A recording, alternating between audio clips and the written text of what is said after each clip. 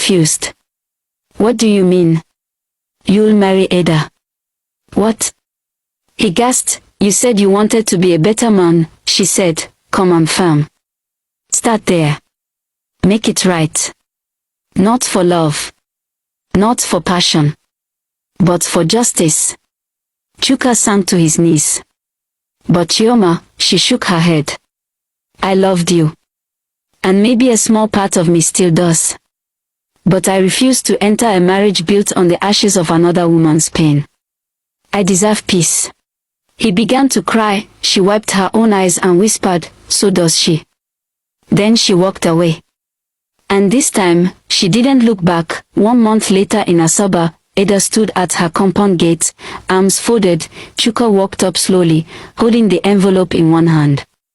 And a small box in the other. Came to finish what you started. Ada asked. He said nothing. He handed her the letter. She read it slowly.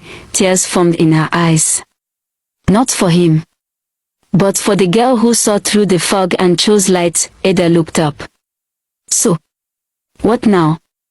Chuka opened the box and revealed the ring, not the same one he gave Chioma, a new one, not for love, he said.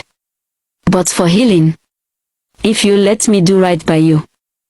Ada stared, long, hard, then said, let's talk inside. 6 months later, Umuahia, Chioma sat in her mother's garden, reading a book. The world around her was peaceful, far from the noise of Lagos, far from the scars of heartbreak. She had returned home after the storm. Her soul needed healing. Her heart needed stillness. She didn't cry anymore. Not over Chuka. Not over the memories. She had found something better, clarity. Her mother came outside with a steaming cup of tea. Any news from Asaba? Mama asked. Chioma nodded. Yes. They had a quiet ceremony. Just close family. No celebration. Mama sipped. You did the right thing. It takes strength to walk away. Chioma smiled faintly. Sometimes love means letting go. Not holding on. Just then, her phone buzzed, a message from an unknown number. Thank you for saving me from myself. I pray you find someone who will never give you a reason to doubt. Ada.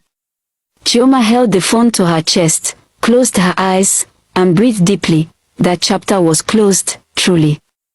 Finally, Asaba, same day, Ada sat on her porch, looking at the sky. Inside, Chuka was feeding her mother, who had fallen sick weeks ago. He wasn't